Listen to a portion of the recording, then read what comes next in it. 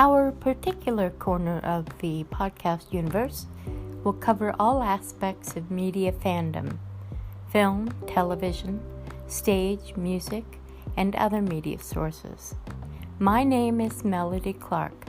I'm a professional writer, a fan fiction writer, and now I will be your podcast Sherpa.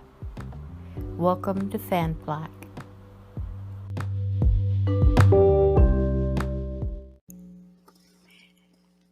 You know, there's an old saying that you should treat your guests like friends. Well, it's not difficult for me to do since our guest this week is an old friend of mine. I've known her for many years. She was also a good friend to the man whose voice we've just heard, Barnabas himself, Jonathan Frid. Nancy Kersey came to work for Jonathan out of her experience in the New York theater. She's one of those 6 degrees of separation people. She'd give Kevin Bacon a hard time. I was speaking to an old friend of mine, Ella, who used to work at the Joe Papp Shakespeare in the Park plays they did outdoors at the Delacour Theater. And she mentioned in passing somebody she knew named Kersey. And I said, yeah, I know someone named Kersey. Well, we found out we shared a friend. And now here's my friend, Nancy Kersey. All right, let's go for that then. And now we're talking to Nancy Kersey. Hello. Hi, how are you, my friend? I am fine. How are you? Fine, thanks. Listen, I know your whole life story, but why don't we share a little about yourself and your background to everyone who's listening, and how you came to work for Jonathan in a professional capacity? Well, I was born in Wilmington, Delaware, around the year of the flood, and I always knew I wanted to be a writer, and I loved being in little plays and writing plays. In fact, I did that in school, and puppet plays, all that. And when Dark Shadows came on, I read a great deal about Jonathan Frid because I was just mesmerized by him. I love the horror genre. I was mesmerized by him. And I read that he went to school to learn how to play characters like Barnabas. And I wanted to be an actor. After that, I said, oh, that's something I could do. So I wanted to be a writer and an actor, which I eventually did, and in a professional capacity. And I worked in the theater in New York for about, I was there for about 15 years. Overall, about 35 years I've been in the business. But I've retired from that. But I met Jonathan when I was still living in Wilmington, Delaware. He was doing a one-man show at a Dark Shadows Festival, and I was fascinated by that. I couldn't imagine what people did at a Dark Shadows Festival. And of course, I chance to see him perform in something other than Barnabas. I was so excited. And so I went, that was in 1984, and I saw that. And then I came back again in 1985. And this time I asked my editor at one of the papers I wrote for, called Open Call, if I could write a review. And she said, oh, sure, I remember him. He was a wonderful actor. So I did that. And lo and behold, she had sent the interview to him somehow, I guess maybe through the unions. It wound up in Ann Wilson, his former assistant, Ann Wilson's hands, and she read it to him. And he was excited. And she said, oh, I actually know who she is. She came to the festival, was asking lots of questions, offered to put have professional lights up if we wanted it. And anyway, so I wound up getting an invitation to his apartment for a reading rehearsal he was doing. And I met him. I met Mary O'Leary, and I met a kid named Billy McKinley. And Right. And that's how it happened. Okay, you are breaking up just a little bit. Yes, I know. So Yeah, if you could just stay close to the mic and maybe check the connection. Okay. Um, and anyway, it's enough that we can keep going. Okay. So you met Anne and you met Bill and all sorts of various people. And so you eventually went on to work for Jonathan, um, largely with his, as I remember it, the one-man shows that he did. Right. He was interested in my. Uh, I had already been working professionally for a few years when I met him, um, producing. Excuse me. I'm sorry. Producing new plays, being a dramaturg, and also being a writer in residence. Am I And correct in remembering that you were somehow at the Joe Papp Theater? I'd been an intern there, Ah, okay. and I was at the Ensemble Studio Theater in New York, which is renowned for producing new Yes. works. Yes, yeah. And anyway, so I he asked me to come. Well, he and Mary asked me to come work for them, and I was doing it in two different capacities. With Mary, Mary was his business partner, and she was trying to get bookings, and I worked with her in marketing. And then with Jonathan, I would go work with him. Uh, he would be choosing the pieces he wanted to do, and my job was to write narrative to link the pieces together. Ah. And that's what I did. And I learned to be patient, because Jonathan changed his mind every few minutes and was automatically never happy with what you brought in. And in fact, what I used to do, he used to say, "No, I didn't say that." And I said, "Yes, you did." And we agreed to use a tape recorder. So we tape recorded our sessions, which made it easier for me to remember certain things. And also, in case he said, "No, I didn't say that," I could produce the tape recording of him saying that. There you go. See, I think that's native to men. I think that's instinctive or something because I have that experience with both my son and my husband. So I now don't know. that It was funny. It was well, funny. it that brings me to the problem of fans, Hmm. because you had so many of the fans coming to his performances, Yes. and so many women, and the women were all in love with him, Oh, yeah. and Yeah. we can all remember how we felt when we were young and watching, TV shows and Yeah. things. Yeah. And so, how did you handle that? I mean, Well, one of the things Jonathan told me, I think the third time I met him, went out to dinner, he told me that he was gay, which right? didn't come as a surprise to me for No. some reason. I had gaydar even in those days, and anyway, but I thought, and I did say something to the effect was, "Gosh, all those women," and he just rolled his eyes. Uh, but the thing is, I think more so than even he enjoyed women. Though he appreciated women's beauty. Um, he enjoyed. I think he enjoyed women's personalities even more than he enjoyed men's personality, the male personality, because he did like being around with the women, but it was problematic and it was embarrassing, and he literally couldn't go anywhere that he didn't have his picture taken.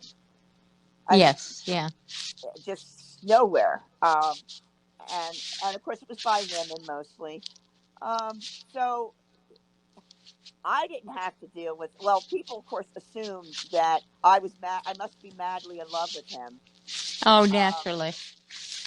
Even though I didn't know him, I must be in love with him, and so on. And there was like a jealousy, and I think what I sort of resented was the opinion that I just lucked into all this. But no, I spent 5 years training as a professional theater and literary Exactly. person, you know, and and worked in that field. I mean, yes, it kind of landed in my lap, sure, as these opportunities do.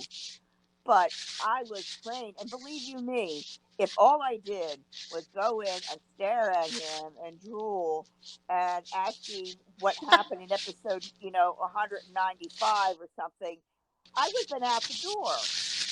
He had no interest. Yes, exactly. When people, I mean, yes, in a conversation sitting around with fans and that, he might be willing to talk about that sort of thing if he remembered. But that's not what it was about. If we were there working, we were there working festivals. I got paid to go to the festivals. Right. And I made friends though. The wonderful thing was I made wonderful friends. They're lifelong friends, and I was able Yes. to.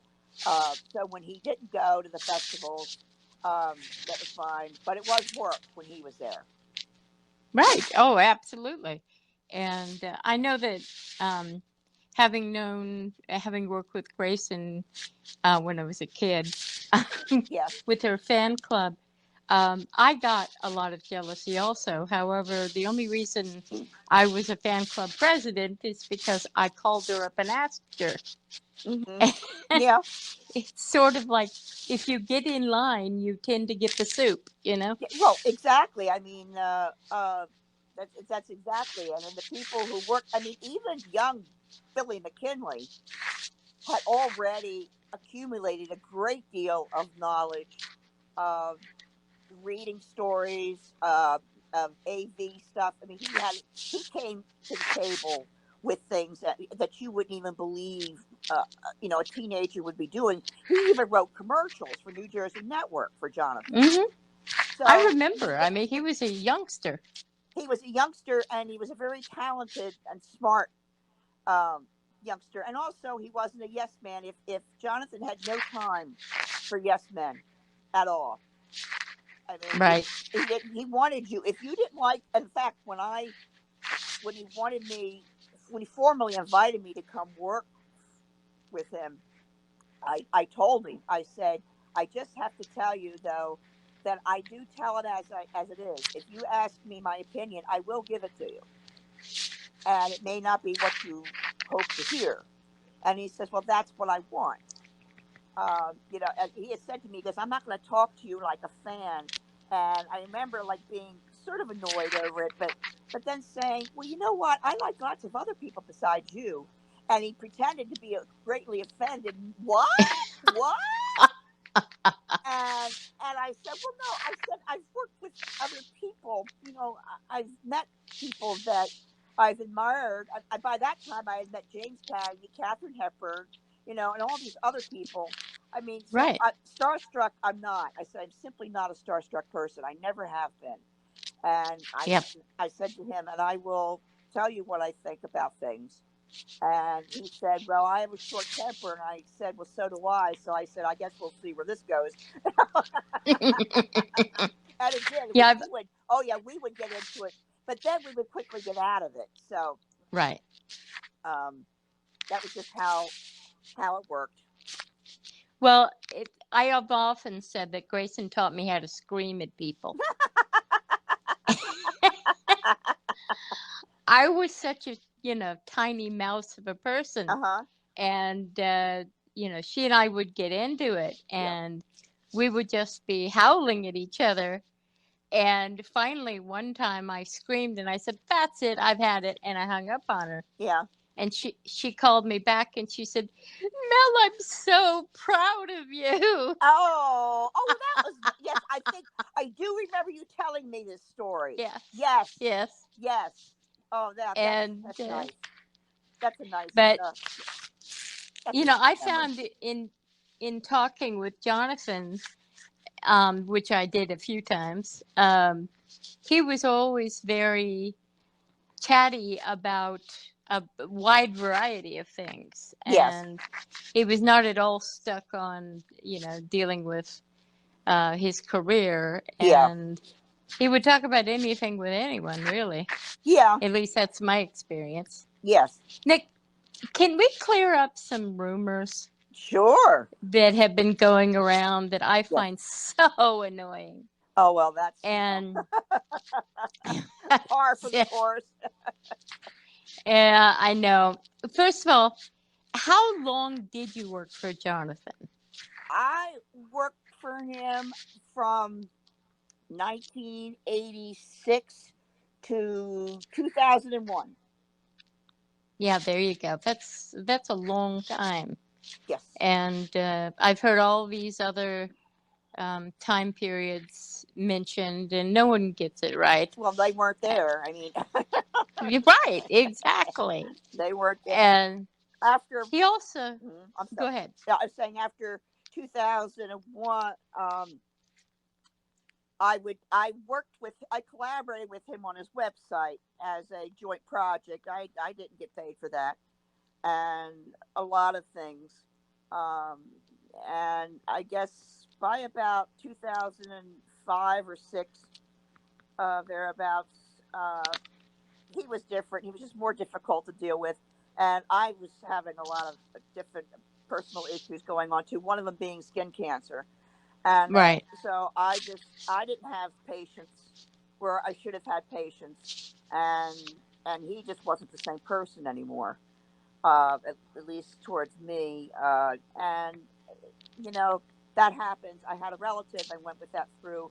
He used to be a very kind, considerate person, and just got sick, got old.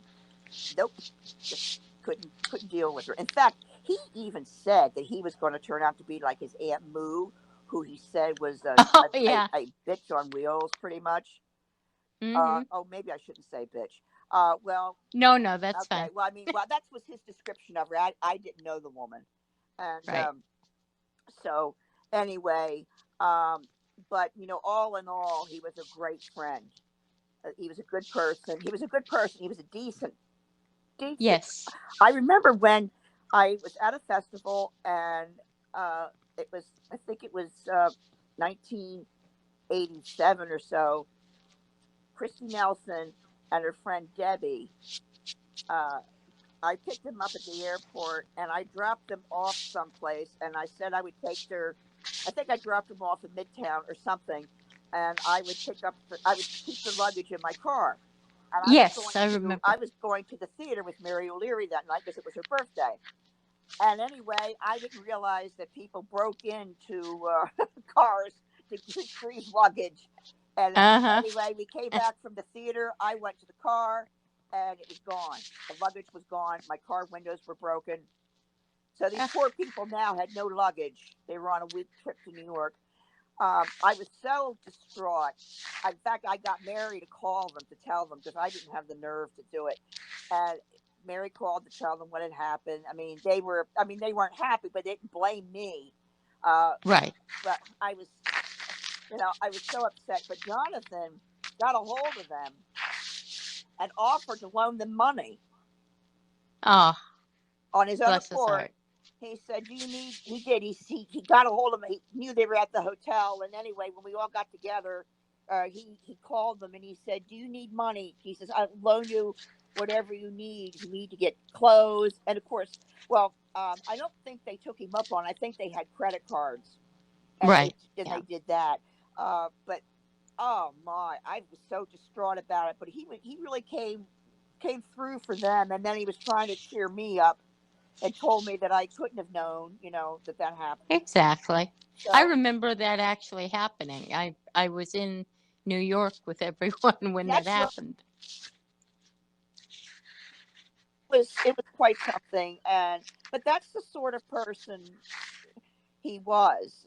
When I had Yes. my apartment was on fire in New York, and Right. I had to go to the hospital, and he called me. Was I still in the hospital? I don't remember. But anyway, he called and he wanted to send me money to get the curtains in the apartment professionally cleaned. But I Right. told him that the landlord would take care of that. Right. Yeah. Exactly. So anyway, Well, that's, that he was a very kind man. And I have often said that two of the people I was most warned about when I was a teenager in Dark Shadows fandom Mm-hmm. with Grayson and Jonathan, and I Yeah. was said they were very difficult and all these things. But two of the only cast members I have personal positive memories of are Jonathan and Grayson. Uh, So yeah, I don't know of any. I know maybe of one or two, but mostly the cast members, or maybe three or four. Most of the cast members were pretty easy oh to get yeah, along with, and Jonathan was pretty easy to get along with. To generally, he had a quick temper. I mean, he'd be the first to tell you that. sure. And but he got over it pretty quickly. And yeah, he could be petty, sure. You know, the old adage, nobody's perfect. And he was good with fans. Right. He was very good with fans. And he could get uh, annoyed when fans were pushy or didn't seem to understand basic etiquette. I mean, Yes. that when people would try to um, call him when his phone number was unlisted. Well, there was a reason it was unlisted. So, why are you paying Right. services to find him? It just things like that just annoyed the crap out of me. Yes. Yeah.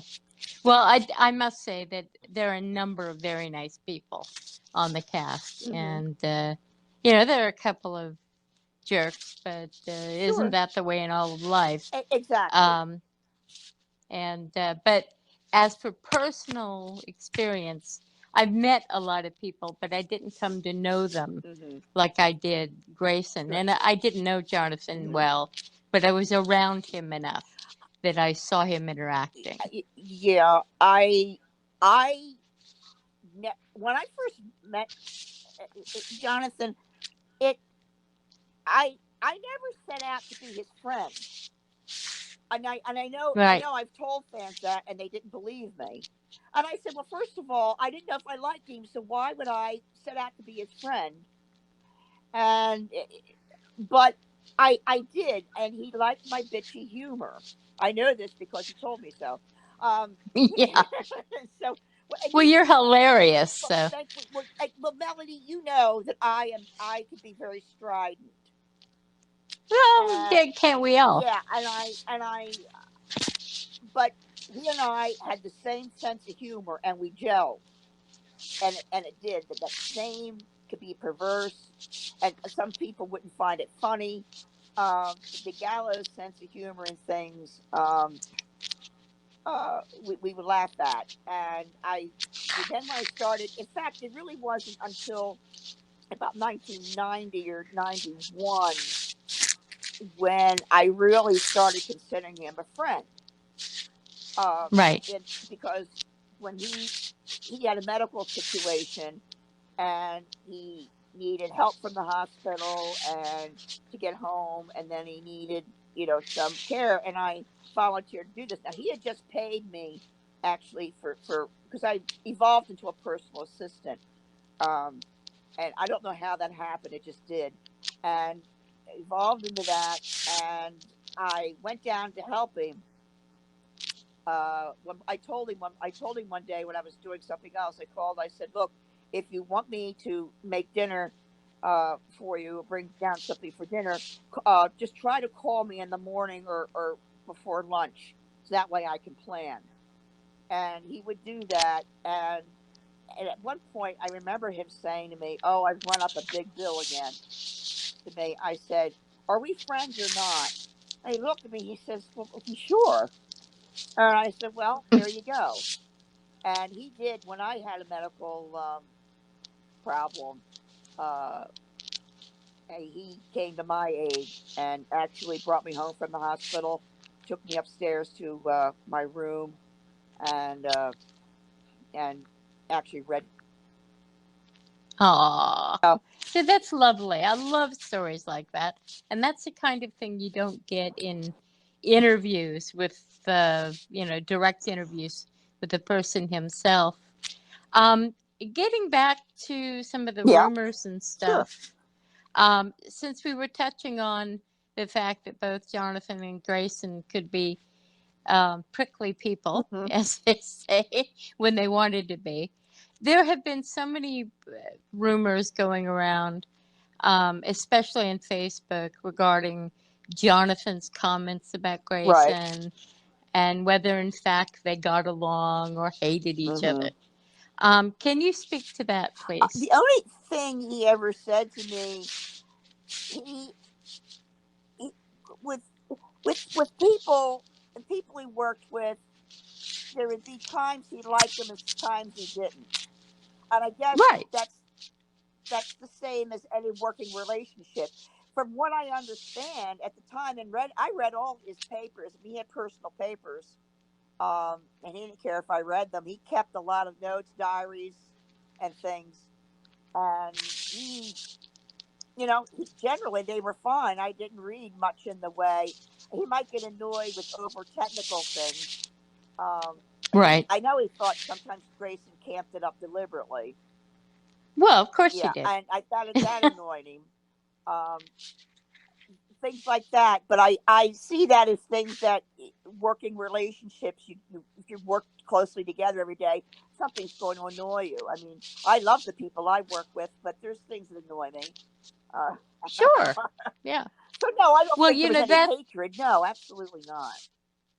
Well, I know she, she would share with me various stories about Jonathan, and they were always positive Yes. ones. I mean, she, um, she, she had no ill feelings toward him, and I know after Grayson passed, I was talking to Jonathan at one of the conventions, Mm-hmm. and he said, he looked at me, and also Beth Clapper was with me, Uh-huh. who was the co-director of her fan club. And he looked at us and he said, not a day goes by that I don't think I should call Matt and Sam. Mm-hmm. That's And interesting. he says, yeah. And he says, I always think about her. Mm-hmm. Like maybe once a month I'll have a memory go Yeah. through. And he said, I really wish things had been different. Yeah. Yeah. And I think that pretty much sums up everything when you go through anything like that. And Dark Shadows, of course, was uh, just a turmoil at the center of a hurricane, Yeah. a pressure cooker when you go through that kind of overnight success, Yeah. where suddenly, boom, they had fans. Yeah. And but they seem to have all come through with it uh, okay. And so we've established Grayson and Jonathan did not hate each other. No, no, I That's never heard. ridiculous. I never heard that from him. And he you know told me lots of things, and that certainly was not ever anything Right. he said about no. And as I said, yeah, I know he got annoyed with her, and I'm sure she got plenty annoyed with him at times. So, Oh yeah. so there's not. I mean, Well, it's just nature of normal working relationship. right. And they spent more time with Yeah, each other than they did with anybody yeah, I else. know. And Yeah, yeah, they would have to stay after to rehearse lines, and he would sometimes go home with her. yes, And they would, they'd have dinner and run lines, yeah, and yeah. it was Just normal right. stuff. But of course, and as you know, Mel, people like to just have something negative to say, and overall, I'll tell you this. Overall, I'm very grateful to the fandom because I learned to have a thick skin, which I did not have when I came into Right. fandom. But I learned, and I think I was able to learn how to, brush some things off, eventually laugh at it.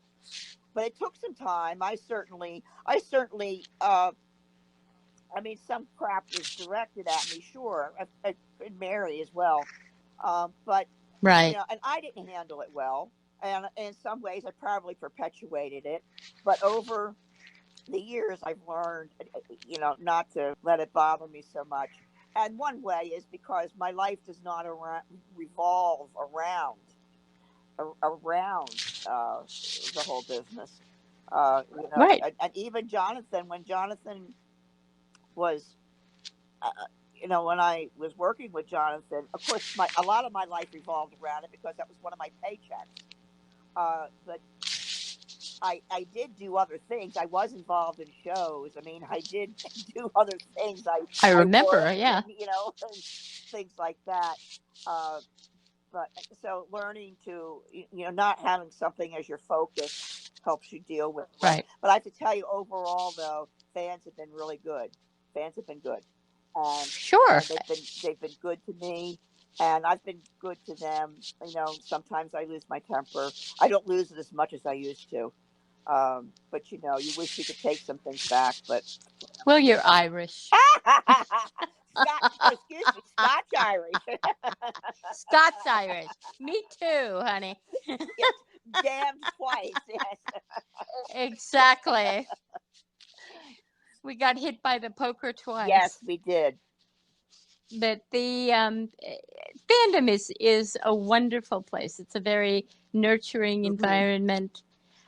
Dark Shadows fandom is very different in some ways, mainly because we've had so much access to the actors.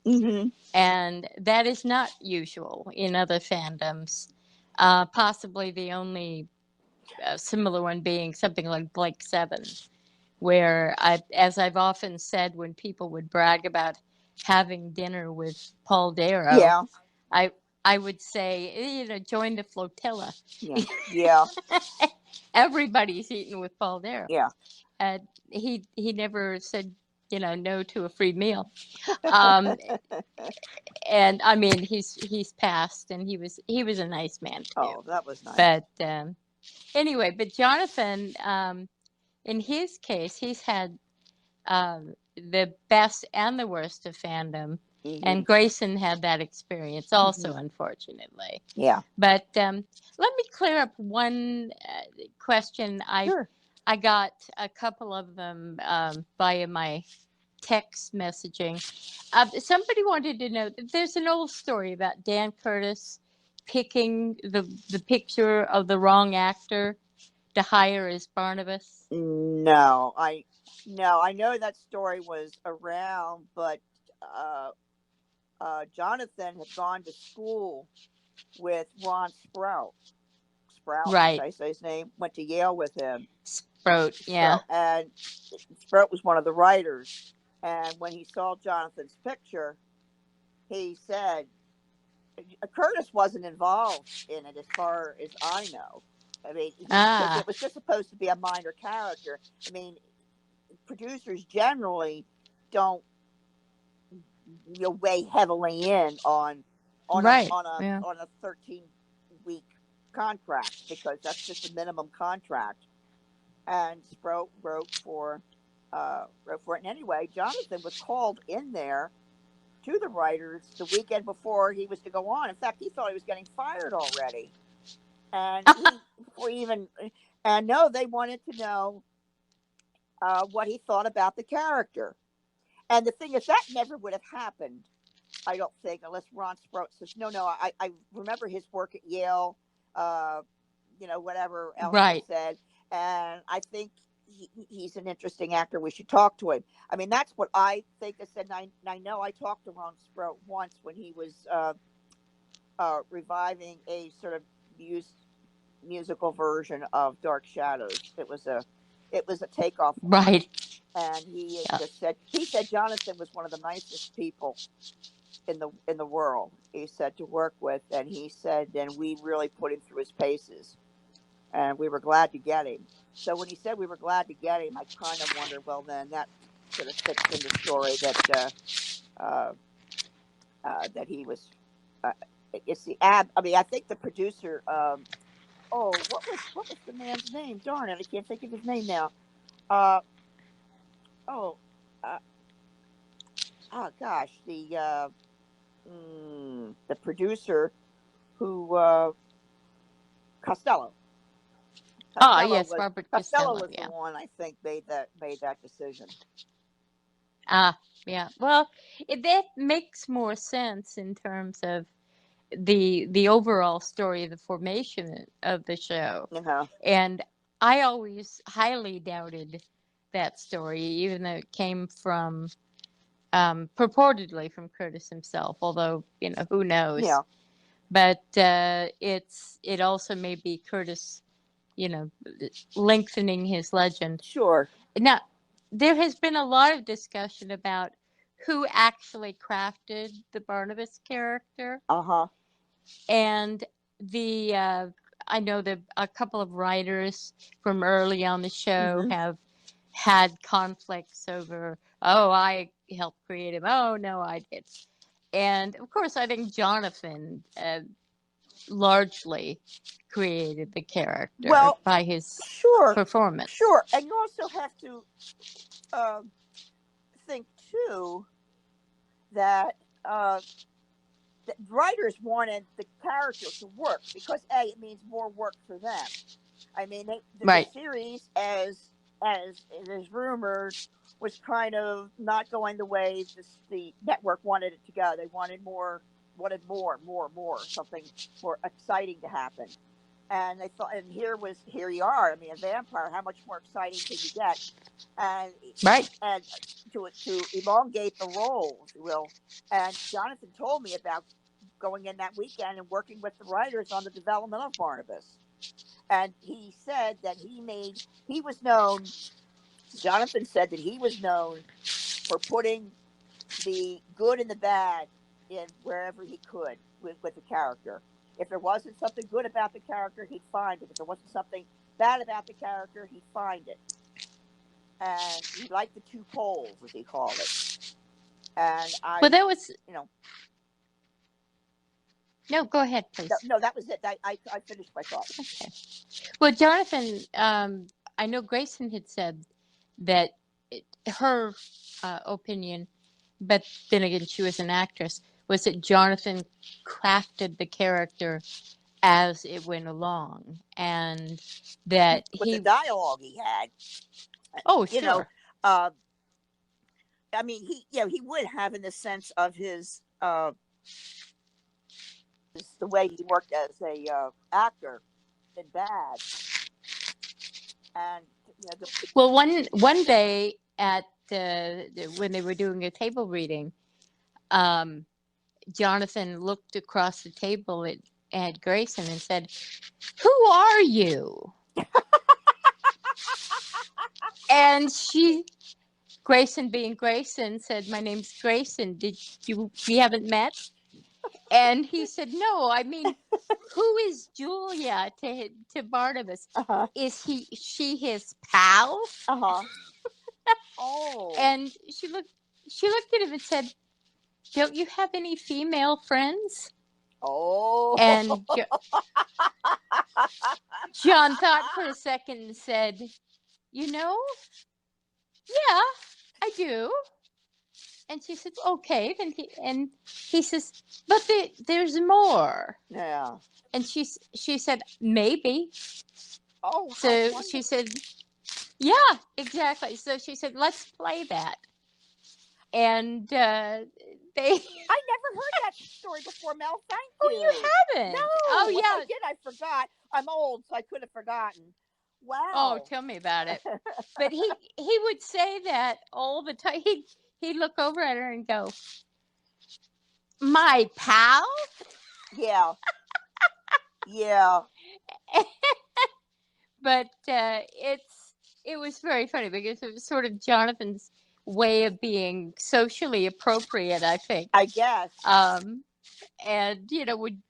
of course, we're talking about how a vampire would behave socially, so it's all up for grabs. Well, I that guess point. he might have been trying to put together the fact that a man of his stature, I mean, Barnabas himself wouldn't have had female friends, right? Per se, he wasn't married to.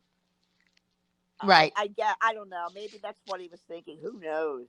Well, that's sort of what Grayson had thought, is that he was looking at Jonathan's background and that but they had a lot of discussions about that, about the evolution of the relationship. Yeah. And he was very conscious of Barnabas's relationship, at least in what Grayson had told me, Yeah. with the other characters. I see. Okay, I understand.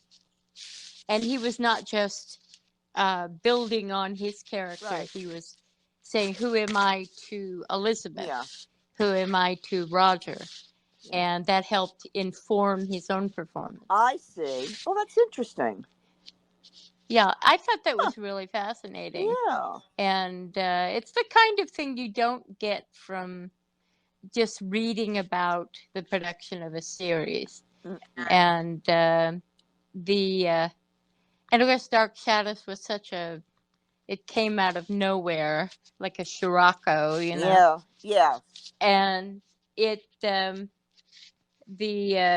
course, the ultimate thing was that nobody ever thought that any of the episodes would be seen ever again after the day. Exactly.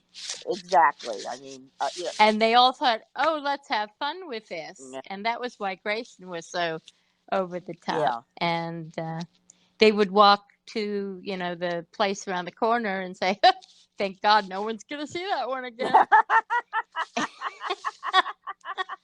Fooled you.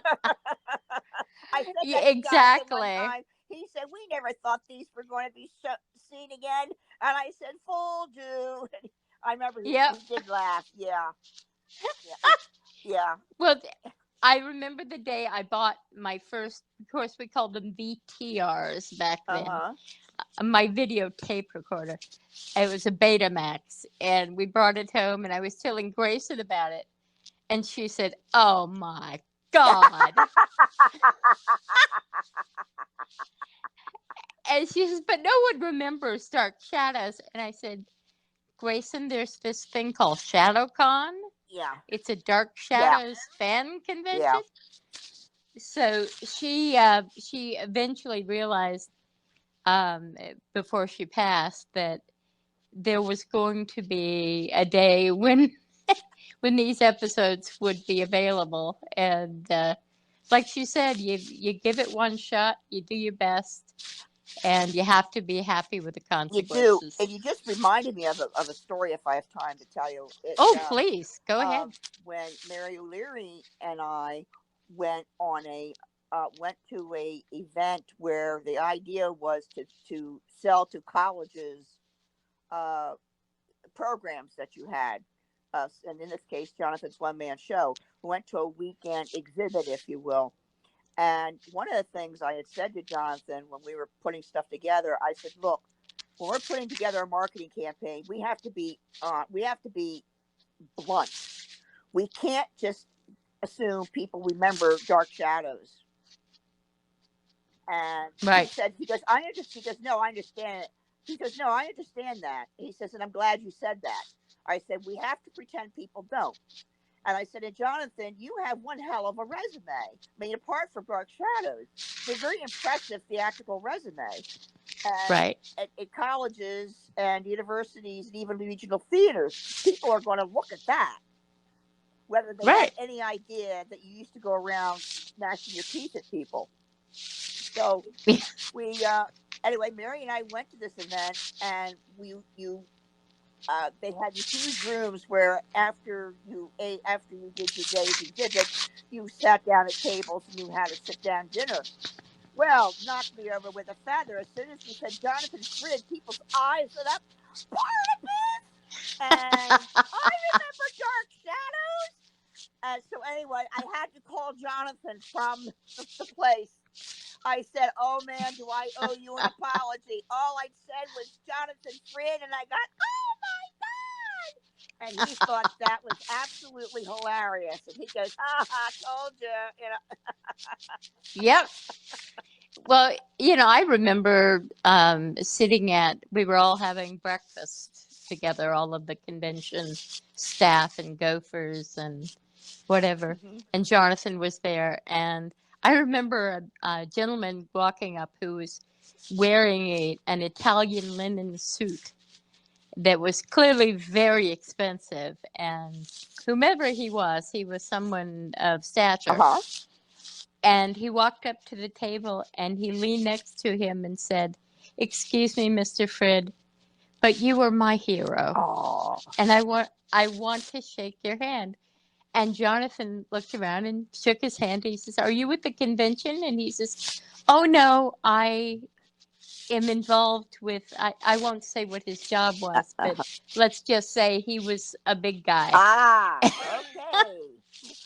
And it was so informative, and when you consider how, and it's something that I hate to sound like an old grandmother, but I am one, but they're really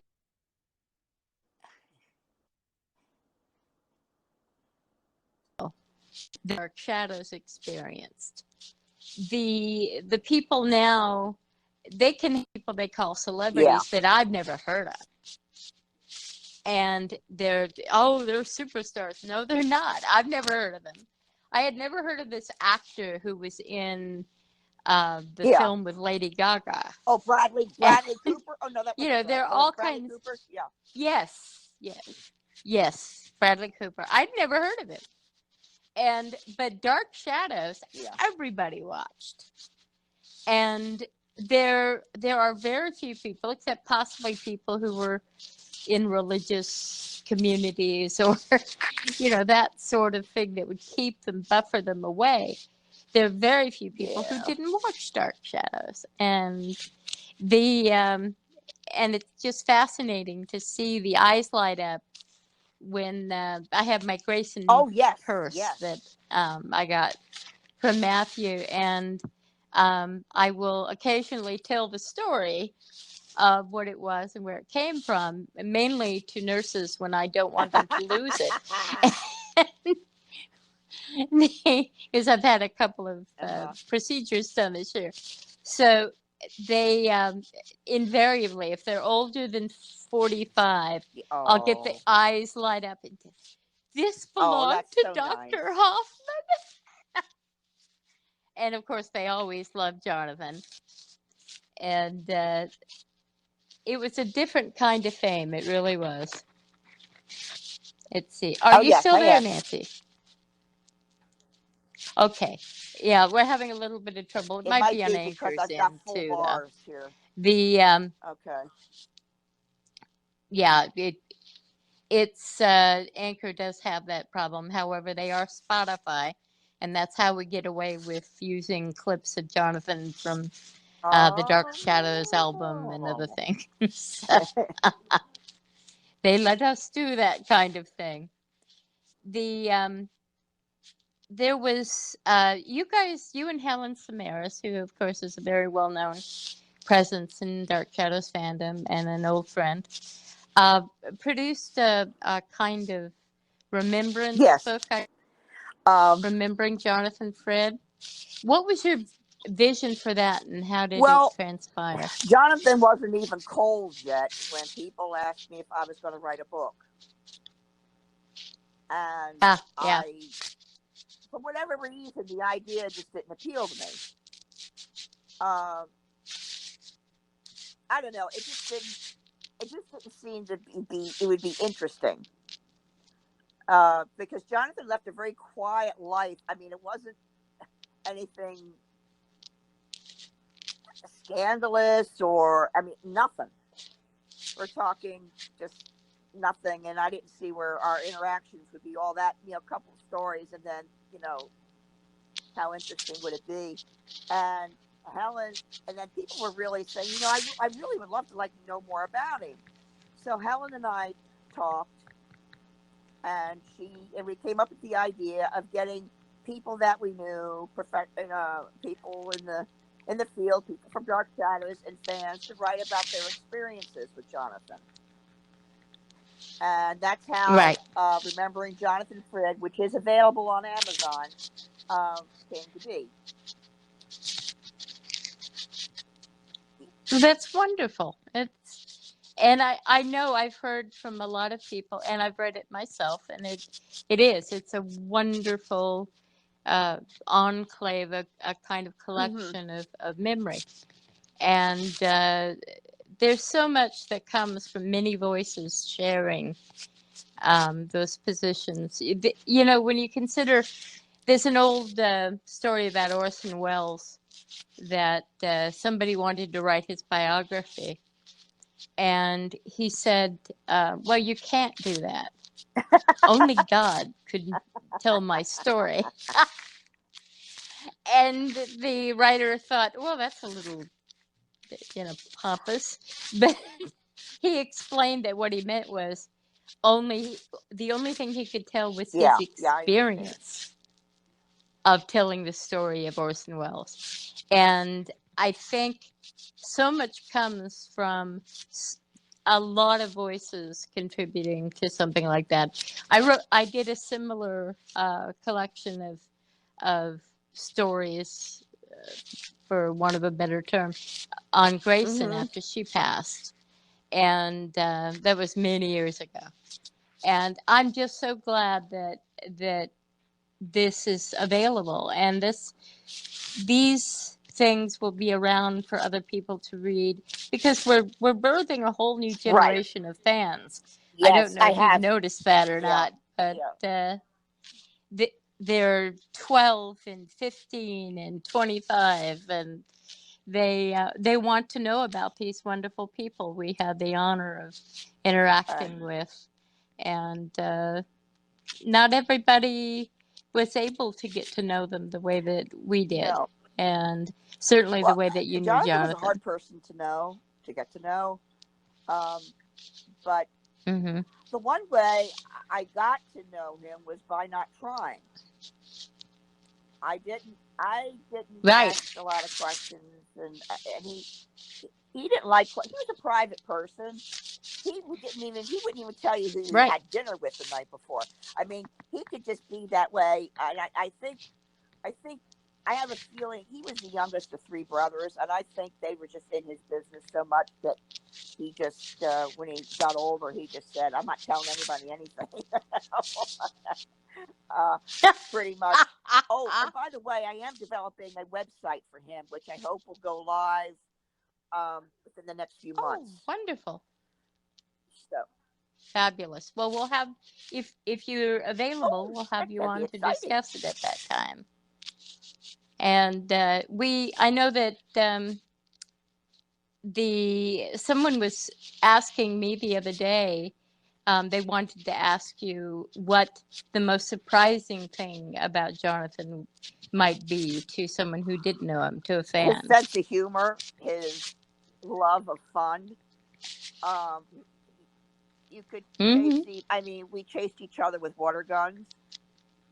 Um, Yeah. we play practical jokes on each other. I remember at the old house, he showed me where the old house was down there, and we were down there, Hmm. and we were down there in the woods, and he said, "And there's the foundation of it." And I turned around to say something to him, and he had disappeared. And I said, "John, nothing." And I said, "Oh," I said, "don't you think about jumping out at me." And I was starting to move, and all of a sudden, I heard like footsteps. I heard, "Ow!" Well, Jonathan didn't like to wear. Uh, he didn't like to wear socks in the warmer months, Yeah. so Right. he had scratched himself against some thorn thing there, and all I heard was "ow," and I thought, "Oh, big bad vampire." Okay. He hurt himself.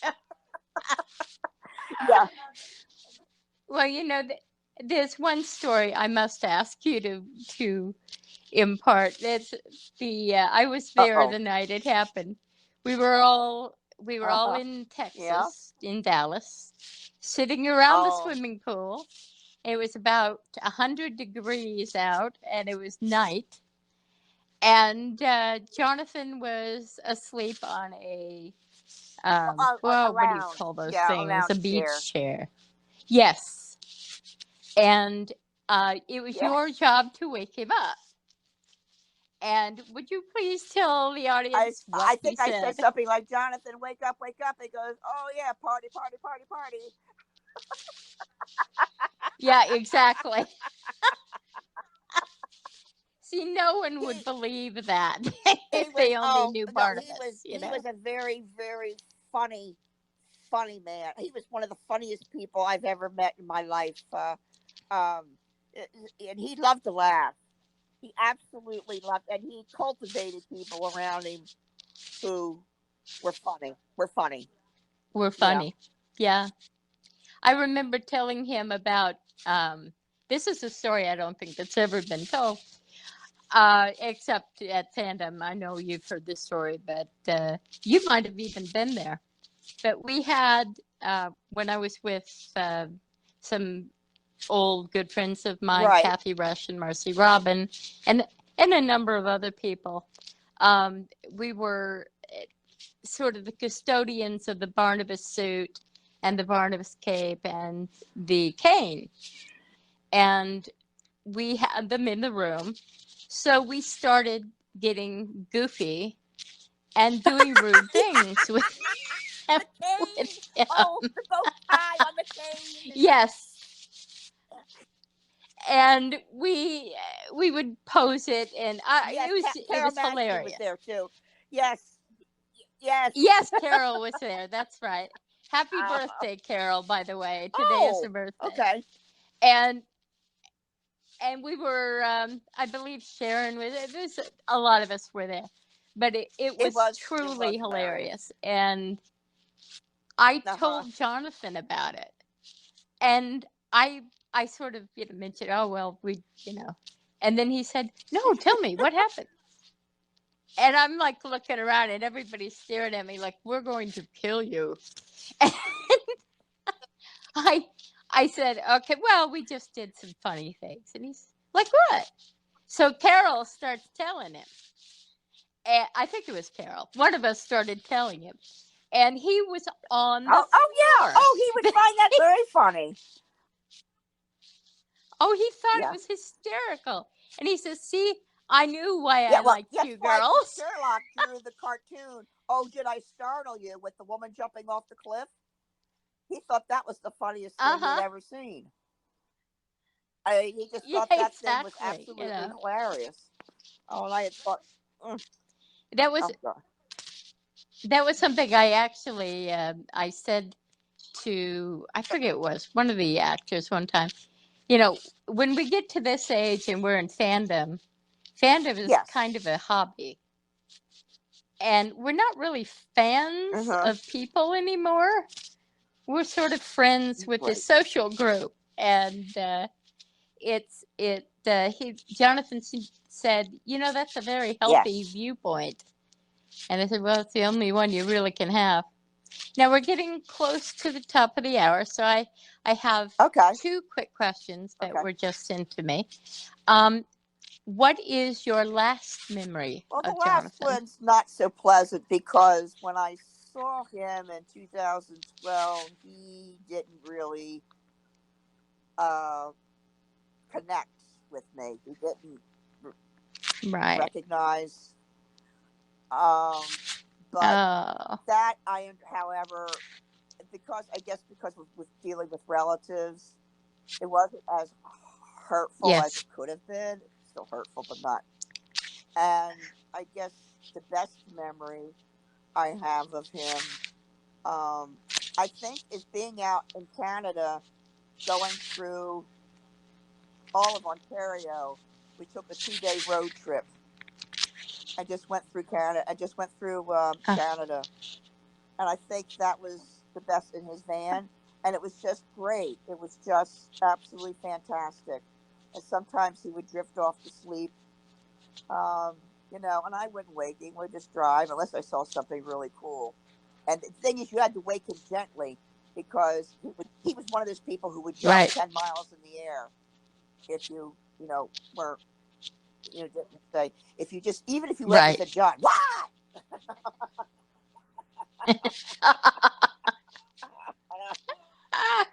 So that's wonderful. Well, my friend, we are Okay. at the top of the hour, and I just All want to right. Well, thank you thank so you. much for sharing all of this with us. And you're a good friend, and I appreciate the Sure. time out of your day. Oh, And I I hope will. to have Nice you talking back to in you, the Mel. We'll future. see you. Okay. Bye. Nice talking to you.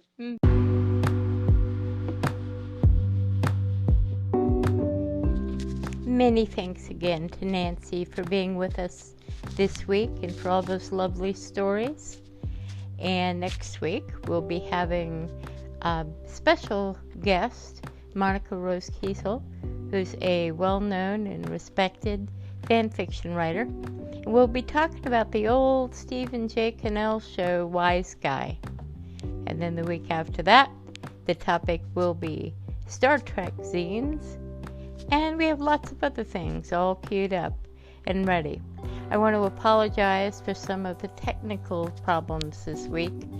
We're still learning this anchor system, and it's stop and go, but we're getting there. Thank you very much for listening. As always, let us hear from you. Bye-bye.